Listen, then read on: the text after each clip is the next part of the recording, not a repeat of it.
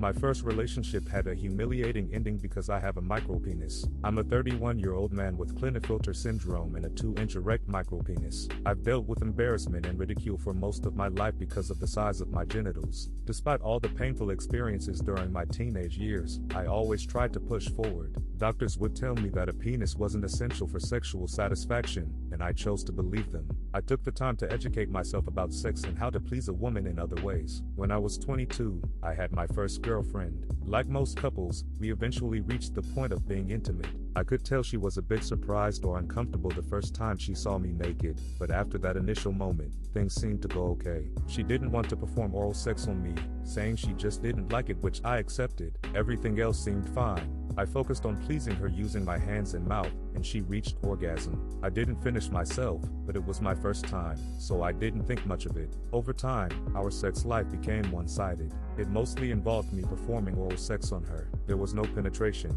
and I started to feel like I hadn't really lost my virginity. I brought it up once, but she said she was happy the way things were, so I didn't push. After about 4 months, a friend told me he had heard she was cheating on me with a guy from the mechanical engineering school. I didn't want to believe it and defended her, but the seed of doubt was planted.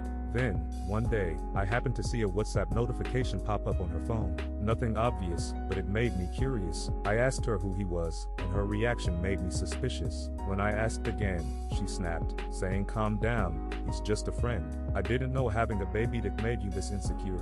That hurt deeply. After that, I started noticing more signs. She was emotionally distant, and any remaining intimacy felt like a chore, one where I gave and she never reciprocated. Eventually, my friend showed me screenshots of Facebook posts by the guy she was supposedly just friends with, clearly hinting they were more than that. I confronted her the same day. I probably should have waited, but I was angry. I showed her the posts and asked her what they meant. She didn't deny it, she just said there was no point pretending anymore. She told me she was never really happy, that she stayed with me out of pity, and that I should be grateful for that. I was stunned. I told her that if she didn't love me, she should have left instead of treating me like this. Before I could finish, she suddenly kneed me in the testicles, hard. I collapsed, and she said I was just a loser virgin boy and walked away. She blocked me after that. Rumors spread quickly around the university. Somehow, people believed I had cheated on her, and I became the bad guy. It was humiliating. But the worst part came later, when I had a run-in with the guy she had cheated with. I was alone in a chemistry lab late one evening, went to the bathroom, and he came in. He stood next to me at the urinal and started talking, mocking me and saying disgusting things about my ex. He told me how skilled she was in bed and how she could do things for him she never did for me. He even said she showed him photos of me and laughed about my situation.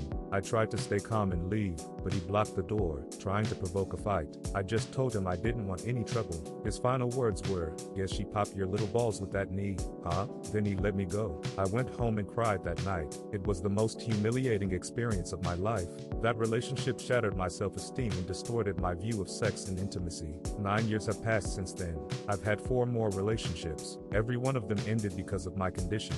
I've had other painful experiences, but nothing ever hit as hard as the first one. That experience broke something in me. If you made it this far, thank you for reading. It really means a lot. This was one of the most painful experiences of my life, and I've carried the weight of it for years. It wasn't the last time I suffered in a relationship, unfortunately. There was another one later on that involved both physical and psychological abuse. It's something I still struggle to put into words, but I hope to share it one day when I'm ready. It was a situation where I probably should have taken legal action, but at the time, I didn't feel strong enough.